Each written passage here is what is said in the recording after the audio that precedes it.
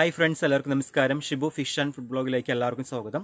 അപ്പോൾ എൻ്റെ ഈ ചാനൽ ഇഷ്ടമായാൽ സബ്സ്ക്രൈബ് ചെയ്യാൻ മറക്കരുത്. അതോടൊപ്പം തന്നെ തൊട്ടടുത്തുള്ള ബെൽ ബട്ടൺ എനേബിൾ ചെയ്യുക, ലൈക്ക് ചെയ്യുക, ഷെയർ ചെയ്യുക, കമൻറ്റ് ചെയ്ത് മാക്സിമം സപ്പോർട്ട് ചെയ്യുക. അപ്പോൾ ഇന്നത്തെ വിഷയം എന്ന് പറയുന്നത്, ഞാൻ ഈ കൊറോണ കാലത്ത് ഞാൻ ചെയ്ത എൻ്റെ ഒരു ചെറിയൊരു പടുതാക്കുളത്തിൻ്റെ വിശേഷങ്ങളാണ്. അതായത് ആ പടുതാക്കുളം നിങ്ങൾക്ക് മുന്നിൽ ഞാൻ കാണിക്കാൻ പോവുകയാണ്. അപ്പോൾ ഒരു കാര്യം ചെയ്യാൻ, നമുക്ക് സമയം കളയാൻ സമയം കളയാനില്ല. അപ്പോൾ നമുക്ക് സമയം കളയാതെ എൻ്റെ പടുതാക്കുളത്തിലേക്ക് നമുക്ക് പോകാം. അപ്പോൾ എല്ലാവർക്കും എൻ്റെ ചെറിയ പടുതാക്കുളത്തിലേക്ക് എല്ലാവർക്കും സ്വാഗതം. ഫ്രണ്ട്സ്, അപ്പോൾ ഇതാണ് എൻ്റെ ചെറിയ പടുതാക്കുളം എന്ന് പറഞ്ഞത്. അതായത് ഞാൻ കോവിഡ് കാലത്ത് ഞാൻ തയ്യാറാക്കിയ പടുതാക്കുളമാണ് ഇപ്പോൾ നിങ്ങൾക്ക് മുന്നിൽ കാണുന്നത്. അപ്പോൾ ഇതിൻ്റെ നീളം നോക്കുകയാണെങ്കിൽ 11 അടി നീളമുണ്ട്. അതോടൊപ്പം തന്നെ ഒരു 7 അടി വീതിയും പിന്നെ ഒരു 3.5 അടി താഴ്ചയാണുള്ളത് ഈ പടുതാക്കുളത്തിന്. അപ്പോൾ അതിൽ വന്നിട്ടൊരു 3.5 അടി താഴ്ചയിൽ വന്നിട്ടൊരു 3 അടി വെള്ളമാണ് ഞാൻ അതിൽ നിർത്തിയിട്ടുള്ളത്. അപ്പോൾ പടുതാക്കുളത്തിലേക്ക് ശ്രദ്ധിച്ച് നോക്കുകയാണെങ്കിൽ നമുക്ക് അതിൽ കാണാൻ പറ്റും കംപ്ലീറ്റ് വെള്ളം ഫില്ല് ചെയ്ത് കിടക്കുകയാണ്. അതായത് പടുതാക്കുളത്തിൻ്റെ മുകളിൽ എന്ന് പറയുന്നത് ഞാൻ ഇട്ടിട്ടുള്ളത് അസോളയുണ്ട്, അതോടൊപ്പം തന്നെ വാട്ടർ ക്യാബേജും ഉണ്ട്.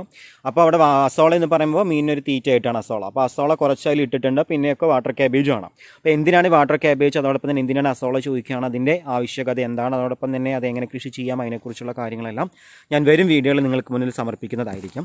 അപ്പോൾ നമ്മൾ മനസ്സിലാക്കേണ്ട ഒരു കാര്യം എന്ന് പറയുന്നത്, നമ്മൾ ഈ കോവിഡ് കാലത്തൊക്കെ ആണെങ്കിൽ ആളുകൾക്ക് അധികം ജോലിയൊന്നും ഇല്ലാത്ത അവസ്ഥയൊക്കെ വരുന്ന സമയത്ത് നമ്മൾക്ക് വളരെയധികം വീട്ടിൽ പരിമിത സ്ഥലത്ത് നമ്മൾക്ക് വളരെ ചെയ്യാൻ പറ്റുന്ന ഒരു ലാഭകരമായിട്ടുള്ളൊരു സംഭവം തന്നെയാണ് ഈ മത്സ്യകൃഷി എന്ന് പറയുന്നത്.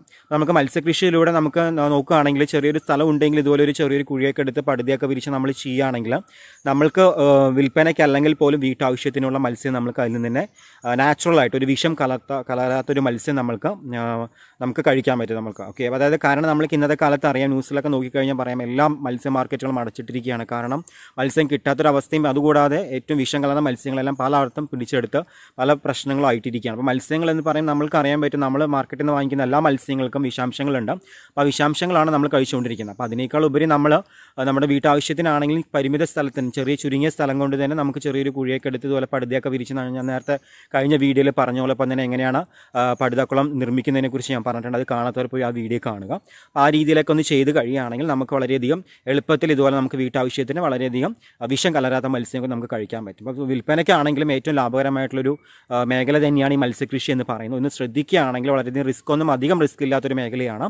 നമുക്ക് നല്ല രീതിയിൽ തന്നെ ലാഭം കൊയ്യാനുള്ളൊരു അവസരം കൂടിയാണ് ഈ മത്സ്യകൃഷി എന്ന് പറയുന്നത്. അപ്പോൾ നമ്മൾ തുടക്കത്തിൽ ഒരു ചെറിയൊരു പാളിച്ചയൊക്കെ ഉണ്ടാകും, ചിലപ്പോൾ നമുക്ക് ഇൻട്രസ്റ്റ് ഒന്നും ഉണ്ടാവില്ലെങ്കിൽ പോലും പിന്നീട് നമ്മൾ വരുന്ന സമയത്ത് വളരെയധികം ആത്മവിശ്വാസത്തോടെ നമുക്ക് വളരെ ആത്മവിശ്വാസം ഉണ്ടാകും. അതോടൊപ്പം തന്നെ നല്ല രീതിയിൽ ചെയ്യാനുള്ളൊരു കോൺഫിഡൻസ്, നമുക്ക് ആത്മവിശ്വാസം വർദ്ധിച്ചു വരും. ഓക്കെ, അതാണ് ഈ മത്സ്യകൃഷിയിലേക്ക് പറയുന്നത്. പിന്നെ നോക്കുകയാണെങ്കിൽ ഇതിൻ്റെ ചുറ്റും ഞാനിവിടെ ഗ്രീൻ നെറ്റൊക്കെ മറച്ചിട്ടുണ്ട്, നിങ്ങൾക്ക് കാണാൻ പറ്റും.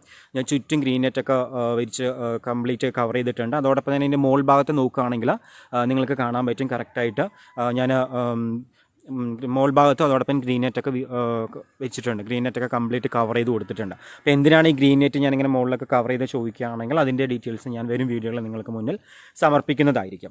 അപ്പം ഞാൻ പറഞ്ഞോടൊപ്പം തന്നെ ഒരു പടുതാക്കുളമൊക്കെ ചെയ്യുന്ന സമയത്താണെങ്കിൽ വളരെ ശ്രദ്ധിക്കേണ്ട കുറേ കാര്യങ്ങളുണ്ട്. അപ്പോൾ ആദ്യം ചെറിയ പാളിച്ചയൊക്കെ ഉണ്ടാവും. ആദ്യം ഒന്നും അറിയാത്ത സമയത്ത് നമ്മൾ ജസ്റ്റ് ഒന്ന് ഇറങ്ങി തിരിക്കുന്നതിന് മുമ്പായിട്ട് ഈ പടുതാക്കുളം അല്ലെങ്കിൽ നമ്മളൊരു മത്സ്യകൃഷി ചെയ്യുമ്പോൾ ചെറിയ കാര്യങ്ങൾ ശ്രദ്ധിച്ചു കഴിഞ്ഞാൽ നമുക്ക് വളരെയധികം എളുപ്പത്തിൽ തന്നെ നല്ല രീതിയിൽ നമുക്ക് മത്സ്യകൃഷി ചെയ്യാനുള്ളൊരു അവസരമാണ്, അല്ല നമുക്ക് പറ്റും. ഓക്കെ, അല്ലാതെ നമ്മൾ പെട്ടെന്ന് എടുത്തു ചാടിയിട്ട് പെട്ടെന്ന് തന്നെ ഒരു മത്സ്യകൃഷി ചെയ്യണമെന്ന് പറഞ്ഞിട്ട് ഒന്നും അറിയാതെ പോയി ചെയ്യുകയാണെങ്കിൽ വളരെയധികം ബുദ്ധിമുട്ടായിരിക്കും. നമ്മൾക്കൊന്നും അറിയാത്തതുകൊണ്ട് നമ്മൾ പരാജയപ്പെടാൻ ഇടയുണ്ട്. അപ്പോൾ നമ്മൾ ഒരു മത്സ്യകൃഷിയിലേക്ക് പോകുന്ന സമയത്ത് കുറേ കാര്യങ്ങൾ അല്ലെങ്കിൽ പോലും കുറച്ച് കാര്യങ്ങൾ അറിഞ്ഞിട്ട് നമ്മളതിലേക്ക് അതിൻ്റെ തുടക്കത്തിൽ നമ്മൾ ശ്രദ്ധിക്കേണ്ട കാര്യങ്ങൾ എന്തൊക്കെയാണ്, അതിൻ്റെ പ്രൈമറി സ്റ്റേജിൽ ശ്രദ്ധിക്കേണ്ട കാര്യങ്ങൾ എന്തൊക്കെയാണെന്ന് അറിഞ്ഞിട്ട് നമ്മൾ പോവുകയാണെങ്കിൽ കുറേ കാര്യങ്ങൾ നമുക്ക് നല്ല രീതിയിൽ തന്നെ വിജയം കൈവരിക്കാനായിട്ട് പറ്റും ഈ മത്സ്യകൃഷിയിൽ എന്ന് പറയുന്നത്.